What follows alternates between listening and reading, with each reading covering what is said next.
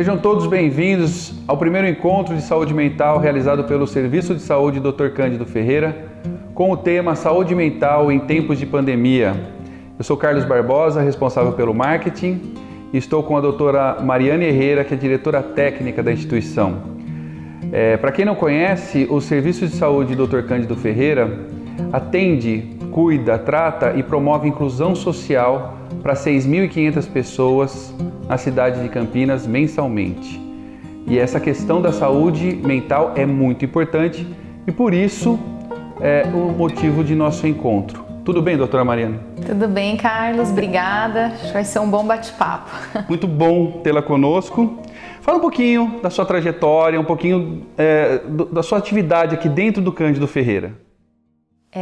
Eu sou médica psiquiatra, né? E aqui no Cândido eu venho fazendo parte da composição da gestão, né? Da diretoria aqui do Cândido, principalmente no núcleo médico, né? Então, toda essa parte de gestão do núcleo médico de todo o Cândido Ferreira, eu acabo cuidando mais disso. E também cuido da parte da formação do Cândido, né? O Cândido tem uma história longa já na formação de psiquiatras, né? A gente tem um programa de residência médica e um grupo grande, né, de comissão de ensino, com os preceptores, com as aulas, com os alunos. Então, essa parte importante que é de formação aqui do Cândido também faço parte e coordeno junto com os meus colegas. Então, toda a parte técnica que envolve a questão da medicina, da psiquiatria, é você que responde, certo? Isso, então, sou responsável. Conhece bem esse cenário que a gente está vivendo hoje em função de pandemia,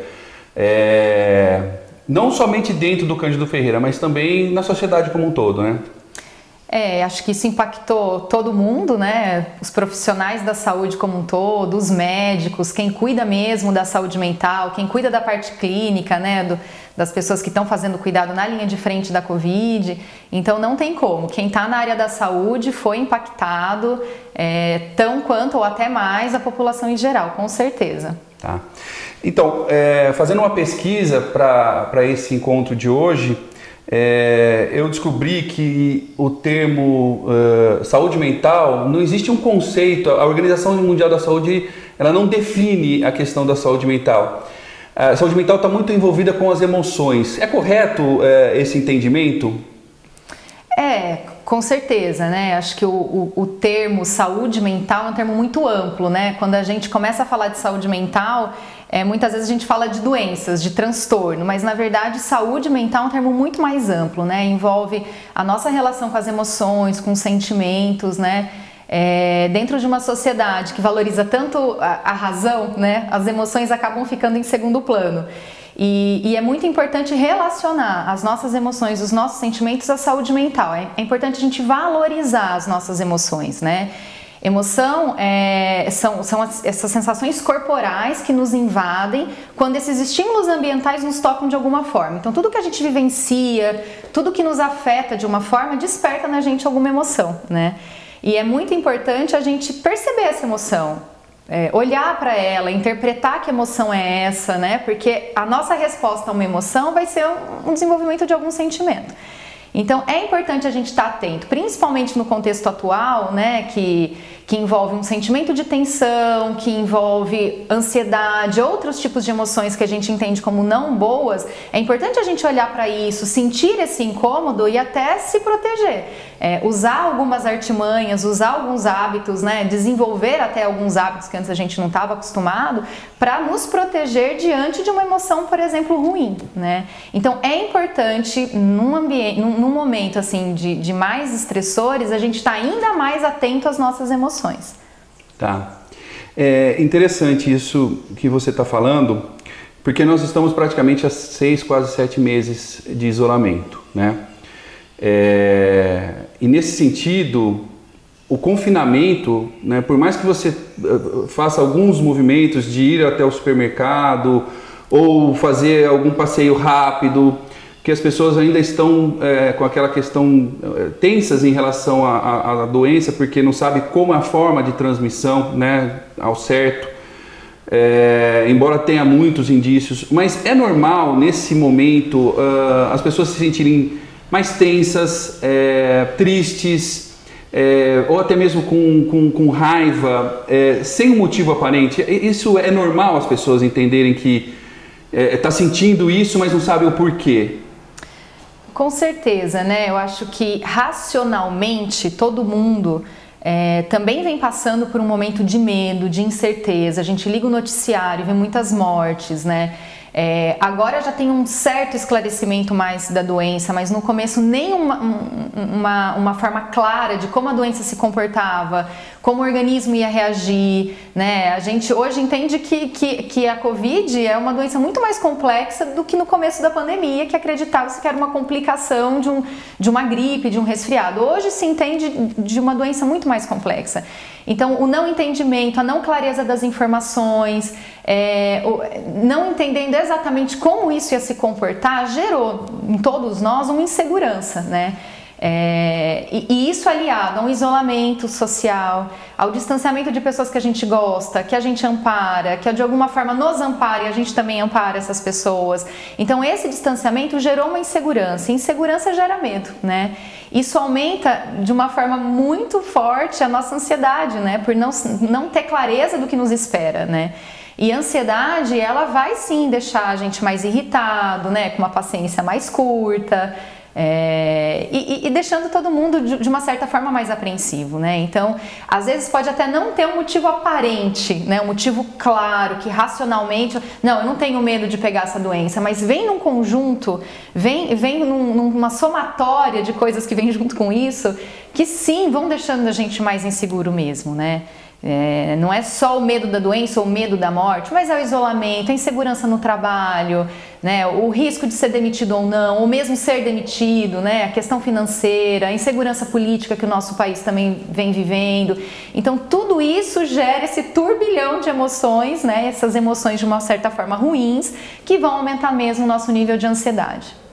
Eu acho que, assim, acredito que não seja o momento ainda desse nosso bate-papo. A gente vai falar um pouquinho mais lá para o final, sem querer dar spoiler, mas assim, a partir de que momento eu preciso me conscientizar que eu preciso de algum tipo de ajuda, né? Se eu estou sentindo essa questão, poxa, eu estou me sentindo muito mais irritado, eu estou com mais raiva, ou eu estou mais ansioso. Eu nunca tive uma questão de buscar uma ajuda profissional, mas a partir de que momento você identifica que seria importante buscar uma ajuda? Eu acho que isso é um ponto muito importante, né? O limite do que é normal a gente estar vivendo, o que são essas emoções ruins, esses sentimentos mais difíceis de lidar mesmo, né? E qual que é o momento que a gente entende que tem algo patológico nisso, né? Que isso sim viraria um transtorno e que é necessário buscar uma ajuda, né? E a gente entende que essa mudança do que é um normal ruim e o que vira patológico é a gente entender que a gente tem um prejuízo, né? Esses sentimentos ruins, esses sentimentos mais difíceis, uma tristeza que demora para passar, uma ansiedade que já passa do ponto. A gente tem que entender que algo transbordou, algo extravasou. Tem algo no nosso funcionamento que antes era mais fácil, era mais tranquilo, ou a gente dava conta e agora a gente não tem dado conta, né? Algo que interfere vários aspectos da nossa vida. Então, a vida amorosa, a vida laboral, a relação com o trabalho, a relação com as pessoas que a gente gosta, a nossa sensação de bem-estar fica muito mais difícil de ser retornada. Os prazeres que antes a gente tinha, agora a gente não tem mais. Então, mesmo prazeres de dentro de casa. Eu gostava muito de assistir um filme, ou eu tinha um prazer em ler um livro, fazer uma caminhada no meu condomínio, no meu bairro, brincar com meu filho, conversar com um amigo, com um parente. Então, pequenos prazeres, isso começa a não ficar nem mais interessante, eu começo a ficar até mais isolado disso, até um comportamento de evitar esse tipo de coisa, porque eu não me satisfaço mais com isso, ou não tenho mais prazer com isso. Então, quando a gente entende que tem algo que invade vários aspectos da nossa vida, várias características da nossa vida, aí acho que é uma lanterninha, né, uma luzinha que acende para a gente buscar um atendimento profissional mesmo, né? Com algum profissional da saúde, mental, se possível, né? Então, um médico que você conhece, que você confia, que você já tem uma intimidade, ou mesmo um psicólogo, ou mesmo alguém da sua rede de vínculo, de cuidado, que você possa trocar, olha, eu não tô bem, o que você acha, né? Eu tenho percebido isso em mim, desabafar de uma forma geral, né? O acolhimento às vezes não precisa vir do profissional da saúde, né? Mas já alivia, né? Se a gente consegue dividir com as pessoas ao nosso redor, né? Tá. Doutora Mariane, a gente percebe que no início da pandemia, lá em março, até mesmo pelo desconhecimento que você comentou, né? Houve muita busca de informação, então o consumo de informação foi muito grande. E recentemente o Google fez uma pesquisa onde ele mostra que uma parcela significativa das pessoas começou a deixar de buscar a informação, porque tem muita notícia e a questão de filtrar essa notícia é um pouco complexo e as pessoas se cansaram um pouco de notícias que não são boas. E nós abrimos as perguntas para os nossos seguidores, né, pessoas que conhecem o Cândido, simpatizantes, e um de nossos seguidores mandou uma pergunta, aliás, mandou um dado muito interessante que depois se tornou uma pergunta, né? Então ele diz o seguinte, olha, segundo o site Internet Live Stats, que é focado em estatísticas, a cada segundo o mundo produz e compartilha na web 2,9 milhões de e-mails, 8.947 posts de Twitter, 987 fotos no Instagram, 4.602 chamadas no Skype e 82.386 pesquisas no Google. A própria OMS estava já denominando esse movimento de infodemia, antes mesmo da própria pandemia. E aí ele pergunta para a gente aqui, corremos o risco de ficarmos paranoicos ou desacreditar de tanta informação? O uso contínuo e desregrado das redes pode comprometer a nossa saúde mental? Olha, esses dados são incríveis, né? São dados que realmente saltam aos olhos, né? Eu acho que todo esse processo de globalização, de acesso às redes sociais, tudo isso que a gente já vinha experimentando e que de uma certa forma também angustiava, eu acho que piorou muito na pandemia, né? Porque esse grande acesso de informações e esse grande acesso a outras pessoas nesse momento, nessa rede virtual que a gente está inserido, né, e cada vez mais importante tudo isso, isso já era uma fonte de angústia, né, experimentada principalmente pelos jovens, né, que é esse consumo exagerado de informações e nunca ter fim, né, porque você pesquisa e abre janela e vai pesquisando e vai falando, quando você vê horas e horas você gasta na frente do computador, do celular, do tablet. E muitas vezes a sua dúvida ou o que você gostaria de saber, você não consegue finalizar, você não consegue fechar esse ciclo, né? E acho que nesse contexto de pandemia, isso ficou muito mais agravado, porque mesmo quem não tinha uma busca a essas informações, mesmo quem não tinha essa curiosidade ou esse hábito de ficar nas redes ou mesmo nos noticiários, acabou adquirindo, né? Eu acho que pela própria insegurança, pela própria falta não de quantidade de informação, mas de clareza, de nos dar certeza, né? Essa doença é assim, toma isso que sara, ou faz isso que previne 100%. A gente não tem essas informações, né? Sim.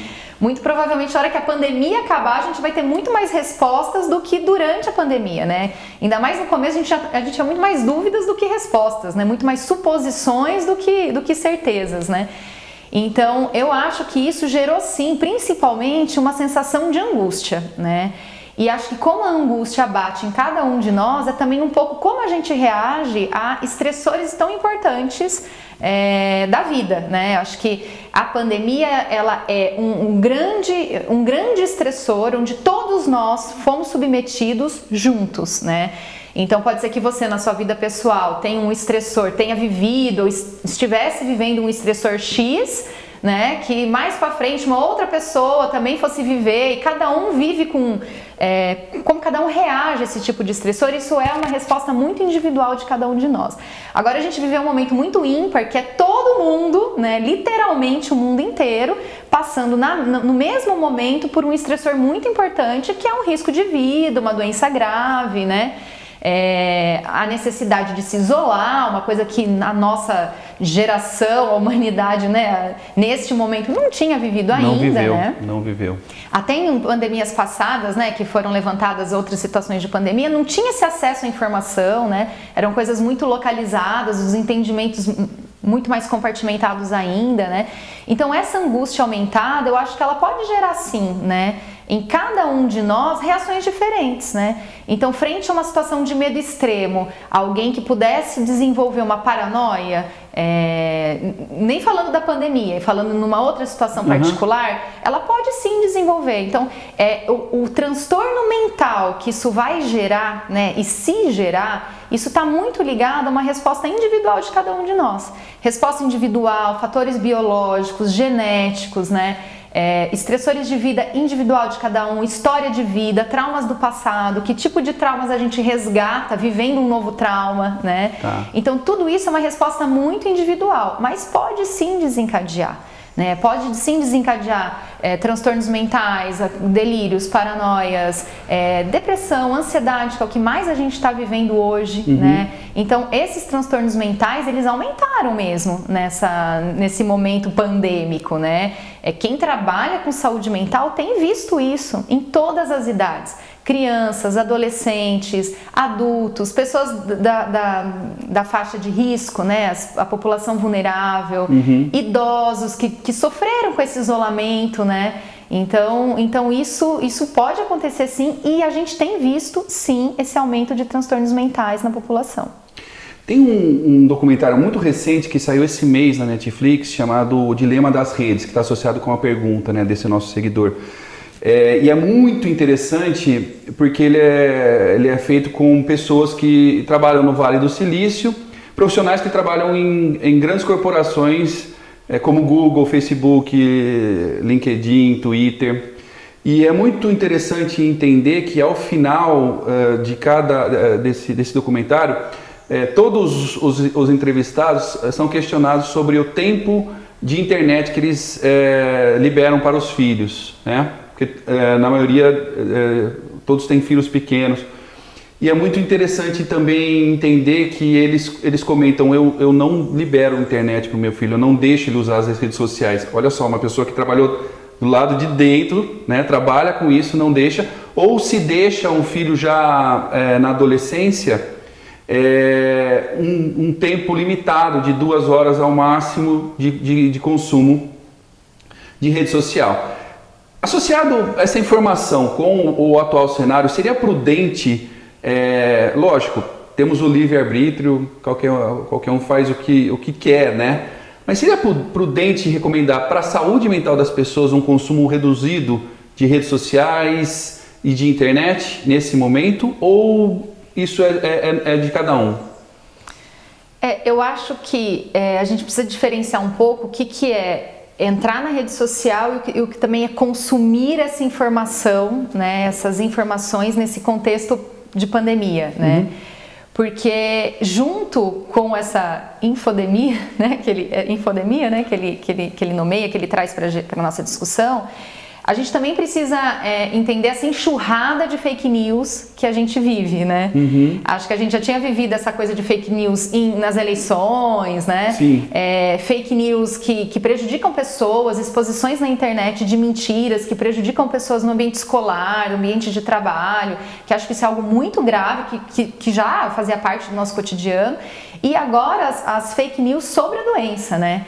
Causando um verdadeiro pânico na população, né? Deixando a população muito mais amedrontada, muito mais insegura, e causar esse pânico só piora a situação de agora, né? Eu acho que o que a gente viveu sobre as medicações tem algo muito a ver com isso, né? Então, durante a pandemia a gente presenciou medicações ditas milagrosas, né? Então, não, seus problemas acabaram, agora a gente vai usar tal remédio. E não é verdade, né? Até na população médica não existe um grande consenso, né? Existem estudos ainda que estão em vigor, que estão sendo feitos agora. A gente está constantemente aprendendo, né? Então, acho que isso é uma temática bastante importante mesmo. E se a gente não conseguir filtrar essas informações, Se individualmente a gente não tiver uma capacidade de identificar as fake news, ou nossa, isso me parece exagerado, ou essa certeza absoluta me soa estranho, né? Aí eu acho que é recomendado sim se afastar um pouco, né? Deixar que outras pessoas filtrem essa informação, por exemplo, sites de respeito, sites da OMS, sites da saúde, né? Certificados que as informações lá colocadas são verdadeiras, são estudadas. Então olhar nossas fontes é fundamental, né? Porque às vezes a gente deposita no bom senso essa capacidade de filtrar essas informações, mas muitas vezes a gente não tem uma capacidade técnica de filtrar as informações, né? Tá. Eu provavelmente vou ler alguma informação do Vale do Silício e não tenho uma capacidade técnica de entender que tipo de tecnologia, que informação que é essa. Eu não vou conseguir dizer se isso é verdadeiro ou falso, né? Certo. E muitas vezes se é algo que me impacta, se impacta o meu dia a dia, eu posso causar eu posso sentir uma angústia, eu posso ficar ansiosa com aquela informação e muitas vezes isso não é real. Tá. Né? Então, eu acho que junto com tudo isso que você falou, também tem a questão da fake news, né? Que é, no meu ponto de vista, mais importante. A limitação do tempo de internet, ela é muito importante para os pequenos, né? As crianças, os adolescentes, isso tem estudos bem elaborados para isso, né? Existem normas mesmo de quantidade de horas que você expõe a criança à internet, né? Isso é super importante. Estudos mais novos, inclusive, mostram alterações orgânicas cerebrais, de funcionamento de como entra essa informação no cérebro da criança, né? Diferenciando o que era essa informação que vinha da tela, da televisão, na nossa infância, adolescência, o que é hoje essa tela interativa da criança, né, que passa o dedinho, interage e abre 1000 janelinhas e busca outras informações. Então, dar para a criança essa capacidade de navegar, o quanto isso é precoce, o quanto isso altera mesmo a percepção na relação com o outro das crianças. Então, isso é fundamental. Né? A internet, ela precisa ser, principalmente para o público infantil e adolescente, ela precisa ser monitorada pelo adulto e limitada, né? Não é porque é uma invenção boa de um modo geral, não é porque ela tem grandes benefícios que ela pode ser liberada assim, sem nenhuma supervisão do adulto. Isso já está mais que certo na literatura que isso causa sim prejuízo para essa população, sim. E pensando agora nesse nosso contexto pandêmico, tanto que também não é prejudicial você ficar o tempo todo se alimentando de informações que inclusive são muito repetitivas, também, mas causam essa angústia na gente, né? A gente observando o número de infectados, o número de óbitos crescendo, que só cresce, né? Assim, aparentemente estabilizou nesse momento, né? Mas a gente ainda tem uma preocupação, países europeus vivendo uma eventual segunda onda de contaminação, né? Até onde isso vai parar. E vem ao encontro dessa próxima pergunta, que é assim: o nosso programa ele vai ser veiculado, está sendo veiculado no dia 29 de setembro, e neste momento, aparentemente, a gente está em queda no número de casos de contaminação e nos casos de óbito. Mas eu gostaria de saber assim, como que está a questão da recuperação emocional. Essa recuperação emocional, ela tende a levar um tempo maior na população? A gente está vivendo um período tão tenso que de repente a pandemia ela pode acabar, pode se reduzir muito, mas o resíduo emocional ele vai ser maior, o tempo vai levar um tempo maior para a população se recuperar emocionalmente? Com certeza, viu, Carlos? Porque os impactos, o que a gente vai fazer com os impactos dessa pandemia, eu não acredito que seja algo pontual a ser resolvido, né? Mesmo a questão clínica das mortes, né? Acho que até os veículos de informação cansaram um pouco de ficar veiculando essas informações ou contam desse número que vem se reduzindo, que ainda bem, que a gente está num outro momento da pandemia, Mas a gente não pode esquecer que no nosso contexto individual, no nosso dia a dia, o vírus está aqui, né? Sim. Então isso acaba dando uma falsa sensação de segurança e a gente tem observado que as pessoas também estão cansadas, né? De fazer o que precisa fazer, uso de máscara, higiene das mãos, higiene das coisas que a gente traz para casa, o distanciamento. As pessoas acabam se cansando um pouco disso e achando que como a situação global está melhor, né? Do país está melhor, a gente acaba afrouxando um pouco nesses cuidados, o que não é bom.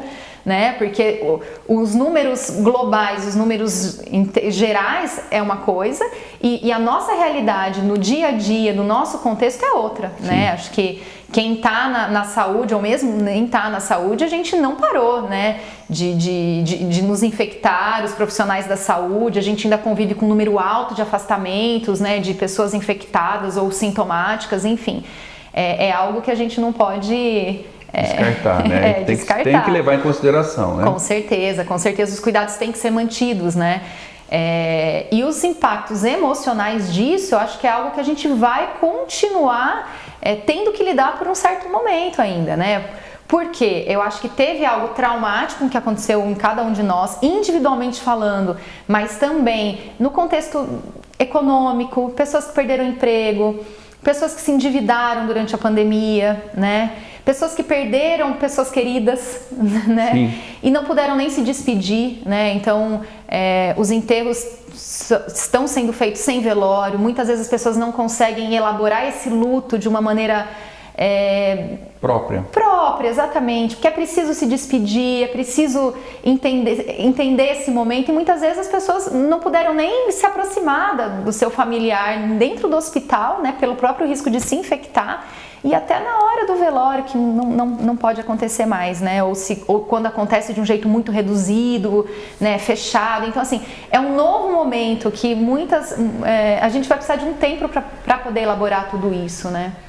É como cada um vive algo traumático e toda essa mudança de rotina, toda essa mudança no dia a dia do nosso cotidiano, com certeza não é sem consequências, né? Sim. É uma forma traumática para algumas pessoas mais, outras pessoas menos, aí vai do nosso poder de resiliência, de se adaptar a situações difíceis, né? Uhum. Mas como isso vai impactar nos próximos meses, no próximo ano, com certeza a gente ainda vai colher consequências disso por um bom tempo. Então, os nervos estarão um pouco mais à flor da pele por um período maior aí. Vamos dizer assim. Tá. Ainda falando sobre Covid, como não temos ainda a vacina, como você comentou, a questão dos cuidados, eles precisam ser constantes. E vem uma pergunta de uma de nossas seguidoras de Indaiatuba sobre a questão de transtorno obsessivo compulsivo, TOC, né? Ela pergunta o seguinte, falando especificamente das medidas de proteção contra a Covid-19, pessoas com transtorno obsessivo compulsivo podem ter seus sintomas agravados diante desse cenário? Desse modo, como proteger sua saúde mental diante desse contexto caótico pelo qual estamos vivendo? É uma pergunta bem complexa, né? E a gente tem escutado muito isso dos pacientes, né? Eu tô com toque. Agora meu toque tá aumentado porque eu lavo a mão várias vezes. Então, assim, primeiro, antes mesmo de responder a pergunta, é importante diferenciar, né? Não é porque a gente tá precisando ficar mais atento e até fazendo alguns rituais de uma maneira... fazendo alguns cuidados de uma maneira mais ritualística, porque a gente está mesmo preocupado, sim, né? Sim. O álcool em gel tá na bolsa de todo mundo, né? A gente aumentou muito mais a frequência de lavar as mãos, né? Muita gente até com dermatite de mão, de tanto que lava a mão, e isso é um cuidado necessário, né? A gente tem aumentado a nossa preocupação com esses cuidados porque isso é necessário e isso não é toque, isso não é transtorno obsessivo compulsivo, né? Tem que diferenciar. Tem que diferenciar, né? O transtorno obsessivo compulsivo já é uma doença mental, né?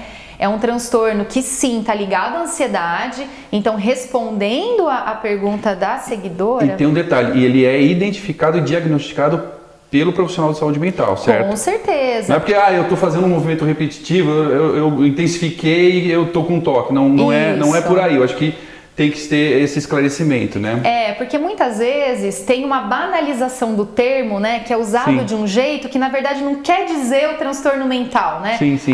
Hoje eu tô deprimida porque eu me decepcionei no trabalho. Não, você tá triste, né? Não é um diagnóstico. Ficar triste ou ficar feliz é um sentimento, né? É uma emoção, não é um transtorno, né? Então isso tá dentro do nosso rol de emoções normais de qualquer indivíduo, né? Então, estar preocupado porque a gente está no contexto de pandemia e ficar muito mais atento aos cuidados, que nesse sentido uma preocupação de contaminação, os cuidados com a higiene, que é lavar a mão, distanciamento social, e ficar o tempo todo atento a isso, isso é um cuidado, né? É claro que tudo isso que a gente conversou até agora aumenta o nível de ansiedade de todo mundo, né?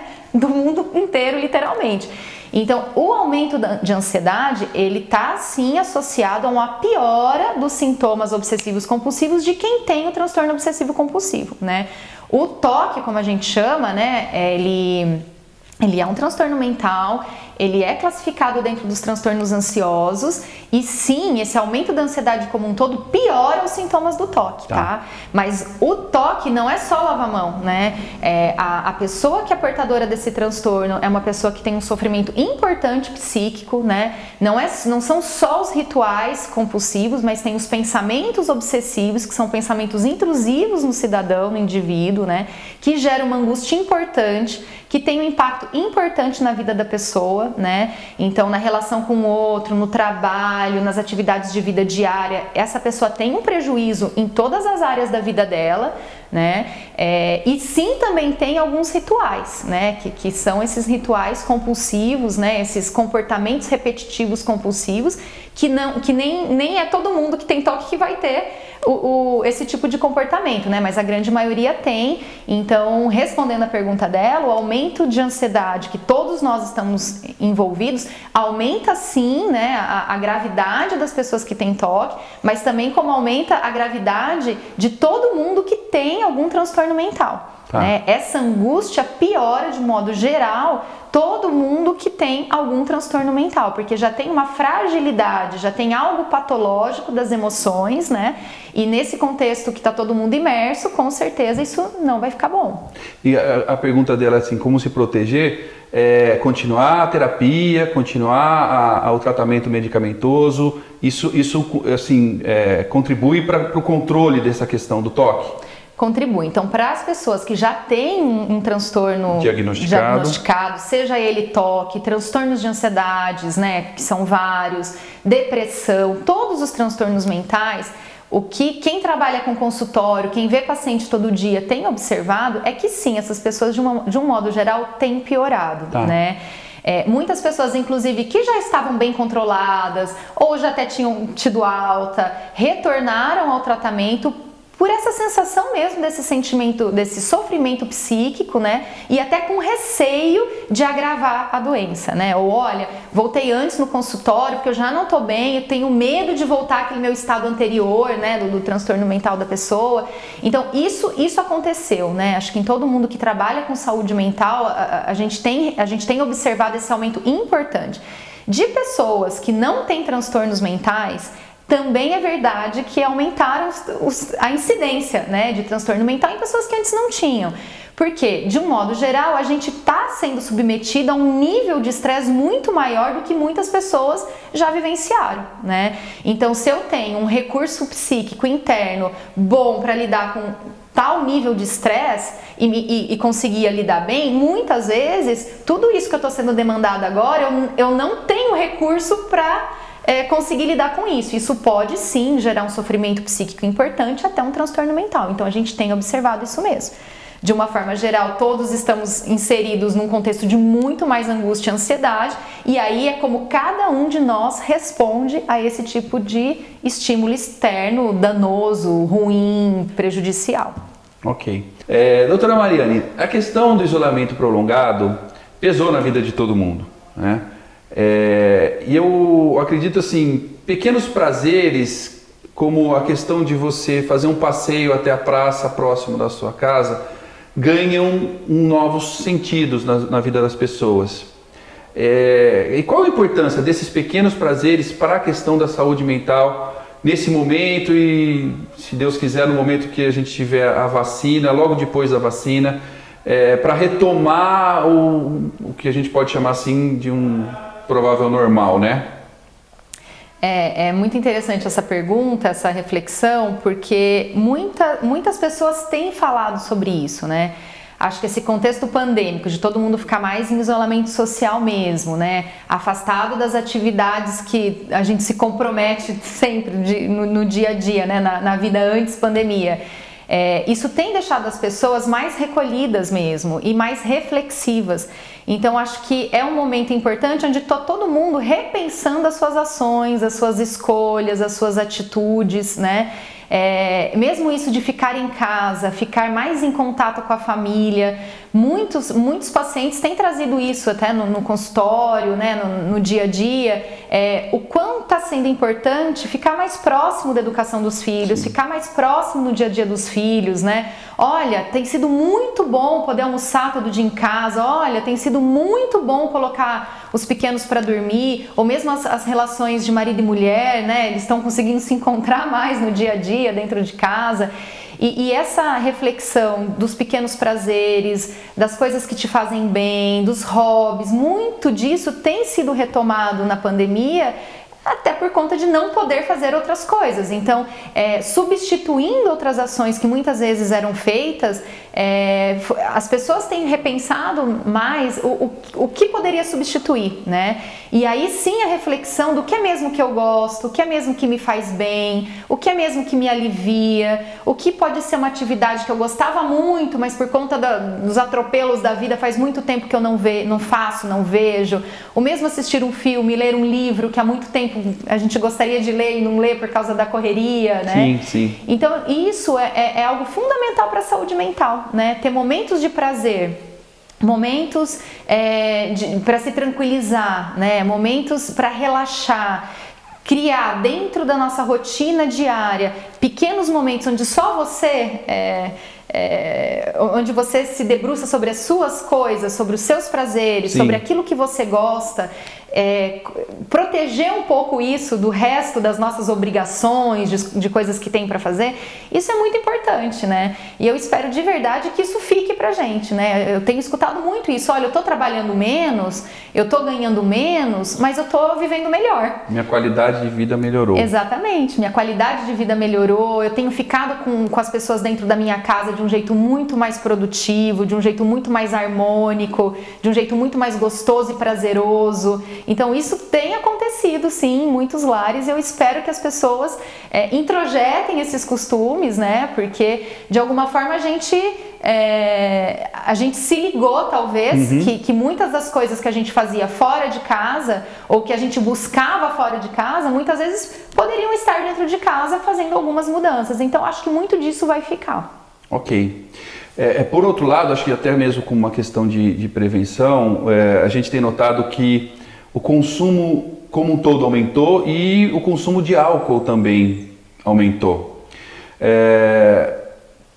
O que dizer para algumas pessoas que estão buscando no álcool um certo alívio? Essas pessoas podem desenvolver algum tipo de transtorno mental se esse consumo se tornar recorrente? Olha, isso é um ponto muito importante, né? O consumo de álcool aumentou mesmo, né? As pessoas têm ficado mais em casa. Essa falta de rotina, como se todo dia fosse fim de semana, né? Todo dia eu não tenho um horário para sair, um horário para chegar. Então, principalmente a falta de rotina, isso alterou muito a dinâmica das casas, né? A Organização Mundial de Saúde, inclusive, tem se preocupado muito com esse aumento do consumo de álcool, né? Que num primeiro momento pode sim aliviar uma certa angústia, mas esse uso contínuo, esse uso desregrado pode aumentar a ansiedade, né? Isso de uma certa forma está ligado, né, até um aumento de violência doméstica, que infelizmente é algo que a gente tem visto, né, nos lares, por estar mesmo todos nos lares e pelo consumo de álcool. Então o consumo aumentado do álcool dentro dos lares é algo importante no contexto da violência doméstica, e isso é algo que preocupa, né? Porque se você busca esse remedinho caseiro para aliviar, são duas coisas importantes. Primeiro, que isso não funciona, né? Momentaneamente ali nos primeiros minutos onde você ingere, exatamente, onde você ingere esse álcool, pode até relaxar, mas isso não vai ser uma constante, né? E até aumenta os níveis de ansiedade, a impulsividade, a perda de crítica, né? Nos momentos de crise, de discussões, enfim. E um segundo ponto, que é, você tem uma angústia, você não olha para ela e você está tentando algumas saídas, às vezes até inconsciente, para aliviar de alguma forma essa angústia, mas o ponto central, que é eu estou com medo, eu estou com medo de adquirir a doença, estou com medo de perder meu emprego, eu estou com medo de não sustentar minha família. Então tudo isso precisa ser olhado e cuidado, né? Então acolher, falar sobre isso, poder externalizar essa angústia, dividir entre as pessoas que você gosta, confia, mora junto. Então isso é fundamental. Então esse aumento do consumo de álcool é preocupante, sim, né? Preocupante para quem já tem uma dependência química para o álcool, mas preocupante para quem não tem essa dependência química agora, mas está se expondo com esse aumento do consumo de álcool indiscriminado, né? O melhor, a recomendação é o consumo moderado. Consumo moderado, o consumo de pré-pandemia, né? Então, sim, alguém que bebe e não tem um prejuízo com esse álcool, a ideia é tentar de alguma forma manter essa rotina desse uso como no momento pré-pandemia, né? Porque essa falta de rotina aumentou mesmo, né? A gente tem visto isso, né? Nos lares mesmo, né? E isso não é de nenhuma forma saudável, né? O consumo de álcool aumentado também diminui a imunidade, o que pode deixar a gente até mais suscetível à infecção do coronavírus, né? Ele não é bom para a imunidade, ele diminui sim a nossa imunidade.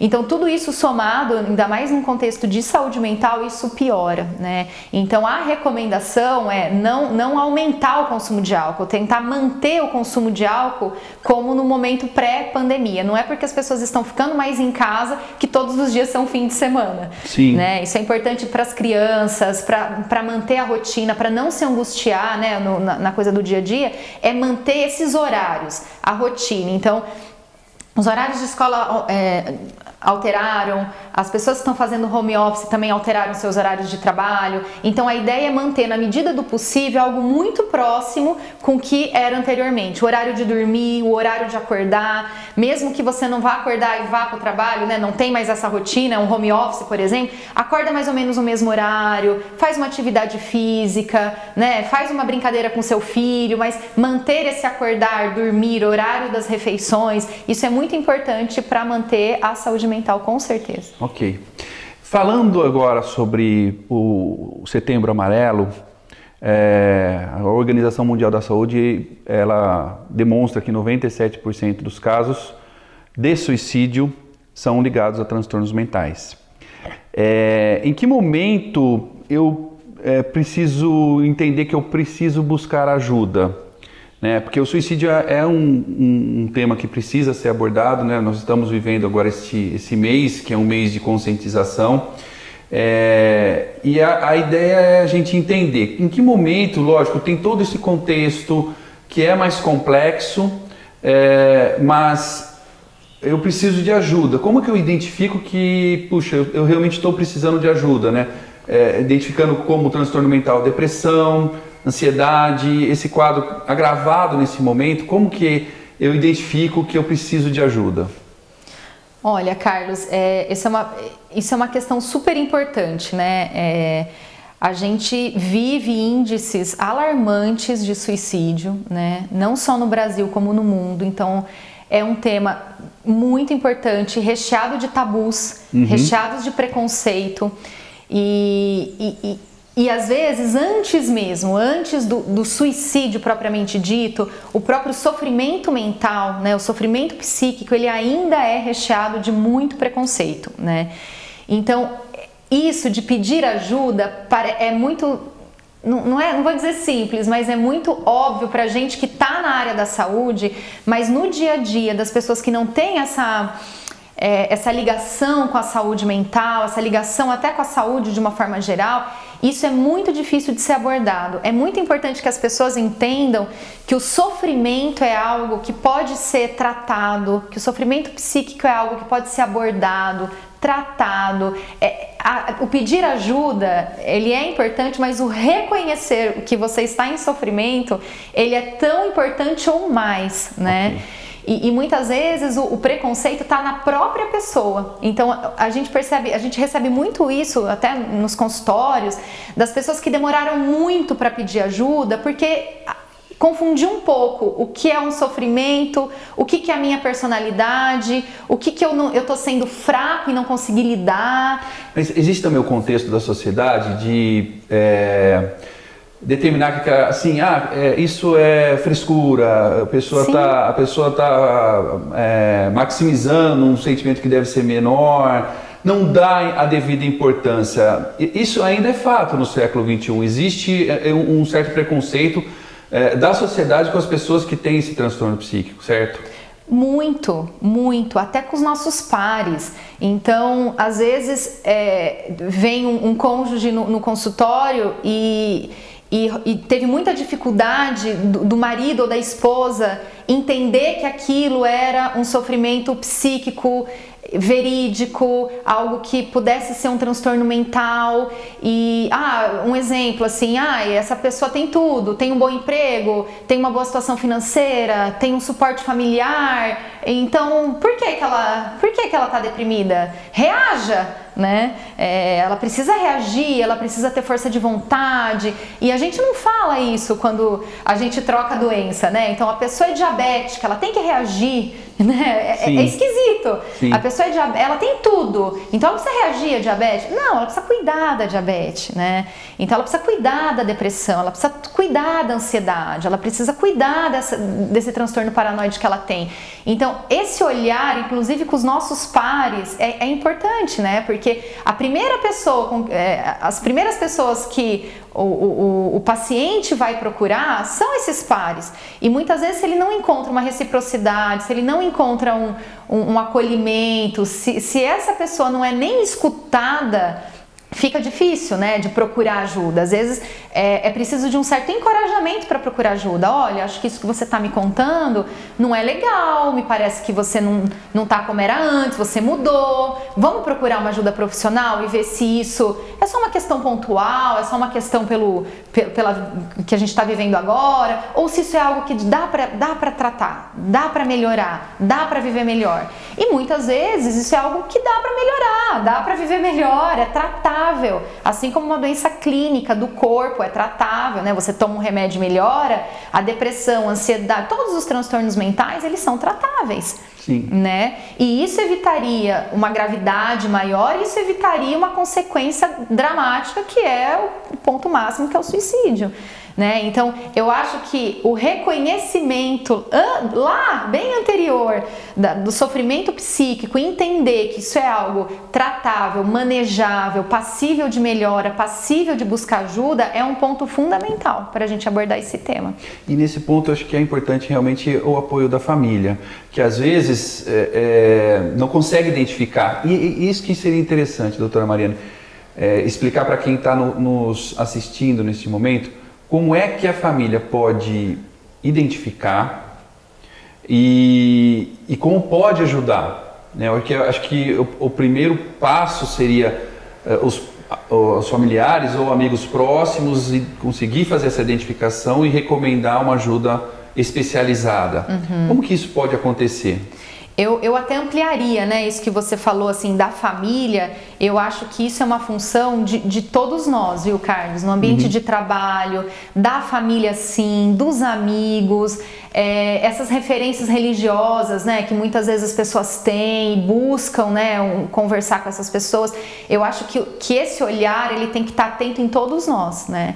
Porque uma mudança de comportamento, às vezes é observado em algum lugar e não é observado em outro. Então, mudança de comportamento, um rendimento que a pessoa tinha e não tem mais no trabalho, atividades de prazer que a pessoa exercia e não faz mais, né? Então, isso é é até facilmente identificável, né? Se não na família, amigos próximos, no contexto de trabalho, né? As atividades que essa pessoa desempenhava, né? Até nessas entidades religiosas, enfim, esse funcionamento da pessoa, ele muda, né? Então acho que esse olhar atento precisa ser de todos nós. Dentro de casa, alguém que muda o comportamento, alguém que não tem mais prazer em fazer as coisas que fazia antes, alguém que fica mais silencioso, mais isolado, mais choroso, mais reclamão, né?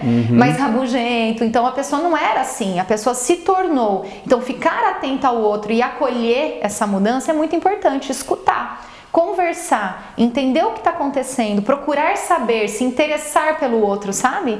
E oferecer ajuda para buscar essa ajuda profissional, né? Vamos junto, eu te ajudo, ó, não tá legal, vamos procurar uma ajuda médica, vamos procurar uma ajuda psicológica, vamos entender o que está acontecendo, o que você está sentindo, como você está sentindo, porque muitas vezes as pessoas passam pelo mesmo trauma, né? Uma perda, por exemplo, uma situação complicada, um trauma vivido por mais de uma pessoa, uma família, mas o modo como cada um reage é diferente. Sim. Então, individualizar esses sentimentos, essas emoções é algo muito importante, né? Okay. Não é porque, olha, a gente está passando pela mesma situação em casa. Eu tô reagindo bem, você também tem que reagir bem. Vamos, reage, fique bem. Não é fácil, né? E isso não é possível, né? Então não é que não é fácil, não é possível. Então se eu reajo melhor e você não, eu posso ter condições, inclusive, de te ajudar a você procurar ajuda para que você fique melhor com tudo isso que nos aconteceu. Ok. Doutora Mariana, imagino que quem está nos assistindo agora possa estar vivenciando um momento de angústia ou em função do isolamento, de ansiedade, e que tem sentido que isso está se agravando. Qual seria a sua recomendação para essa pessoa? Isso tem acontecido, né? É algo que, de uma certa forma, as angústias, a ansiedade tem aumentado bastante durante a pandemia. Às vezes sintomas que as pessoas também não tinham, por exemplo, o sono, que é algo que é um dos sintomas mais importantes, assim, que tem aumentado, né? A insônia tem sido um sintoma importante de busca de ajuda, né? Muitas vezes a pessoa busca ajuda pela insônia e, na verdade, é diagnosticado um transtorno de ansiedade, né? Então, o que eu sugiro é que as pessoas fiquem atentas a esses sintomas, né? A esses sinais, a essas emoções ruins que não passam, a esses sentimentos ruins ou pessimistas que não passam, que invadem a vida em todos esses aspectos, em aspectos de uma maneira mais ampla, né? Então, tudo isso são sinais de alerta, sim, para buscar ajuda. É importante buscar ajuda. É importante buscar uma avaliação de alguém da área, de um profissional da saúde, né? É importante buscar ajuda entre seus pares, entre seus familiares. Claro que isso é importante, né? Buscar ajuda, até para buscar uma ajuda profissional, certo, né? Mas a minha orientação é, sim, procurar uma ajuda profissional, né? De alguém da saúde, né? De alguém que pode ser alguém que você confie, um médico que já te acompanha, ou alguém da saúde mental, um psicólogo, mesmo um psiquiatra. Então é importante ficar atento a isso, a esse tipo de sofrimento psíquico que de uma certa forma está muito maior do que eu posso lidar, que de alguma forma está maior e transborda, e isso vem me causando prejuízos outros, né? Entendi. Então isso é importante ficar atento nesse sentido. E buscar ajuda sempre. Sim, sem dúvida. Um fato importante e que nos traz felicidade nesse momento de angústia, que é esse momento da pandemia, é a solidariedade. Então, temos um dado muito interessante. O Cândido Ferreira, desde o início do isolamento social, realizou uma campanha de arrecadação de cestas básicas. Nós já conseguimos arrecadar 8,5 toneladas de alimentos revertidos em cestas básicas e já beneficiamos 562 famílias.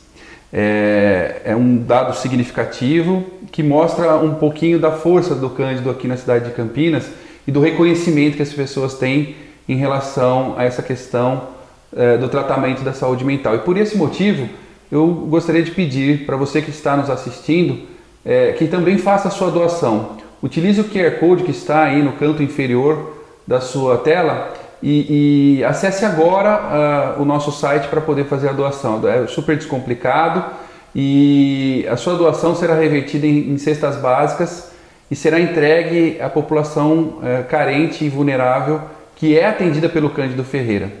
E falando em Cândido Ferreira, né, eu gostaria de saber um pouquinho mais da doutora Mariane, como que é a nossa forma de atuação junto aos CAPs, que são os Centros de Atenção Psicossocial, junto às residências que nós mantemos, né? Para quem não sabe, o Cândido Ferreira ele possui 11 CAPs, 20 residências, nós temos 5 centros de convivência e temos 2 unidades de oficinas de trabalho que abrigam aproximadamente 350 pessoas que são incluídas socialmente por meio do trabalho artesanal. Então é um trabalho bem amplo aqui em Campinas. Algumas pessoas ainda têm a ideia que o Cândido é um hospital psiquiátrico, que é um manicômio, algo que deixou de existir desde a década de 90. O Cândido vem evoluindo muito. E eu gostaria de entender com a doutora Mariane como que é o atendimento nas unidades, como que se dá esse atendimento hoje? Acho que você foi falando tudo que é o Cândido hoje, né? E é bastante coisa junto, né? Geralmente quando eu falo que eu trabalho no Cândido, ou as pessoas escutam sobre o Cândido, mas você trabalha no hospital, mas as pessoas ficam internadas lá, então isso é importante a gente desmistificar, né? Aqui já foi sim um hospital psiquiátrico, não é mais há bastante tempo, e acho que o serviço de saúde do Dr. Cândido Ferreira, ele veio junto com a história se modificando e se adequando a todos esses movimentos políticos, sociais, de tratamento da saúde mental, do transtorno mental grave, né? Que é essa mudança no olhar da sociedade atual do paciente portador do transtorno mental grave, né? Então hoje, como que a gente trata o paciente com transtorno mental grave, né? De uma maneira geral, a gente trata ele inserido na sociedade, né? Então os CAPs, né? São 11 CAPs na cidade de Campinas, sendo eles os CAPs adultos, que são mais direcionados às patologias da esquizofrenia, né? Os transtornos mentais delirantes e os outros transtornos de humor grave. Então são equipamentos de saúde para atenção do paciente com transtorno mental de moderado a grave, né? Então são espalhados pela cidade toda, pertencem aos distritos de saúde de Campinas, né? É importante ressaltar que é um serviço SUS, né? Então é um serviço porta aberta, gratuito para a população, e a gente trabalha organizado, né? Entrelaçado com todo o restante do serviço SUS Campinas, com todo o restante dos serviços de saúde de Campinas. Então atrelado aos centros de saúde, atrelado a todos os hospitais da cidade, né? Importante lembrar que a gente ainda tem internação psiquiátrica, né? Não do Cândido, mas o município de Campinas tem a internação psiquiátrica para um momento de crise, para um momento muito importante, onde esse paciente precisa dessa atenção. Isso é realizado. Mas ele tem que ser contínuo esse tratamento, né? Isso. Hoje a internação psiquiátrica, ela segue a ótica de uma internação clínica. Certo. Então um paralelo importante que eu acho legal falar, e até para as pessoas entenderem, é que alguém que tem pressão alta, por exemplo, ela em algum momento pode ser que ela desregule da pressão e vá precisar de uma internação breve clínica, e depois ela vai precisar retomar o tratamento ambulatorial ou no centro de saúde, né? Mesma coisa na saúde mental. Para momentos de crise importante, muitas vezes é necessário sim uma internação dentro de um hospital geral, né? Numa enfermaria específica, pontual, né? Circunscrito nessa crise, e depois esse paciente retoma para o tratamento de base dele, né? Okay. Que pode ser no centro de saúde, em alguns dos ambulatórios especializados na cidade ou nos CAPs, né? Então hoje o Cândido cuida desses serviços que são os CAPs, né? Esses CAPs são divididos em 3 categorias, né? São os CAPs tipo 3, que é da população adulta com transtornos mentais moderados a graves. São os CAPs da tipologia álcool e drogas, onde é cuidado dos pacientes que têm alguma relação patológica com álcool e drogas, né? Dependências químicas, usos abusivos importantes e comorbidades com outras patologias psiquiátricas. Os CAPs infantis, né, que é da população menor de 18 anos, e aí não é dividido entre usuários de substância ou outras patologias da infância e adolescência, é menor de 18 anos de uma forma geral. E a gente também tem uma equipe super importante, que é a equipe do consultório na rua, que atende toda essa população vulnerável em situação de rua de Campinas. É uma equipe bem ampla, que faz um trabalho muito bonito aqui na cidade e que é um trabalho também todo entrelaçado, né, relacionado com os outros equipamentos de saúde, de assistência, né, da cidade. Então é um trabalho junto a essa população mais vulnerável mesmo, né? Eu fui acompanhar um dia o atendimento do pessoal do consultório na rua e achei muito interessante, porque eles têm uma oficina de música e às vezes a aproximação do morador de rua se vem pela música e depois acontece o tratamento de uma forma natural, e achei muito humanizado esse tratamento, né? E o que é interessante mostrar também e falar é que o Cândido ele possui 5 centros de convivência em Campinas, né? Que são totalmente gratuitos, promovem desde alfabetização e aulas diversas, aulas de artesanato, capoeira, yoga, zumba. Cada centro de convivência tem uma programação específica. Obviamente agora, em função da pandemia, não está acontecendo nenhum tipo de atividade, mas tão logo retorne, a gente tem oferecido esse serviço também, que é até mesmo um fator de prevenção ao suicídio, né? E também o Cândido tem as oficinas artesanais, onde existem 2 núcleos, um que é o armazém das oficinas e outro é a casa das oficinas. Eles juntos somam 350 pessoas que têm algum tipo de transtorno mental ou dependência química, e por meio do trabalho artesanal conseguem gerar renda e exercer cidadania. É um trabalho muito importante e muito bonito aqui do Cândido Ferreira. Esse é um trabalho bem bonito de reinserção social. A gente convive aqui, né, na sede, né, as oficinas são aqui, de pacientes que inclusive, né, frequentavam muito quando era um hospital, ou mesmo frequentam, fazem parte de um outro núcleo que a gente não comentou, que são das moradias terapêuticas, também, né? Que são ex-moradores de instituições manicomiais. Então esse papel de reinserção social é algo muito importante e forte aqui no Cândido, né? E são produtos belíssimos, né? Então a gente costuma ver aqui, inclusive arquitetos que vêm para adquirir esses produtos, são produtos bem interessantes, né? Bem feitos, e isso dá um orgulho pra gente. Sim, né? Sem dúvida. Para finalizar agora, eu acho que é importante a gente finalizar com uma mensagem de otimismo, de saúde mesmo, e ter a certeza que todo tipo de transtorno mental tem tratamento. Certo, doutora? Qual que seria a sua mensagem final para quem está nos assistindo? Eu acho que a mensagem final é uma mensagem de esperança, né? Eu penso que esse tipo de encontro, esses bate-papos, falar sobre saúde mental, precisam acontecer para desmistificar o peso, o estigma, o preconceito da saúde mental, né? Cuidar da cabeça é tão importante quanto cuidar do corpo, cuidar da mente, dos pensamentos, das emoções, dos sentimentos, e estar atento a isso é tão importante quanto estar atento ao peso, à alimentação, aos cuidados do corpo, né? Então isso não pode ser negligenciado. Então eu acho que a mensagem é de esperança, porque à medida que a gente fala mais sobre isso, introjeta mais esses conceitos, a gente também tem uma clareza, fica mais fácil da gente pensar sobre isso, né, ajudar quem precisa e até nós mesmos, né, ficando mais atento a essas mudanças e sentimentos e tudo que a gente está sujeito todos os dias, não tem como fugir disso. E com essa mensagem de otimismo da doutora Mariane, a gente encerra esse nosso primeiro encontro de saúde mental. Agradeço muito a participação de vocês e até o nosso próximo encontro.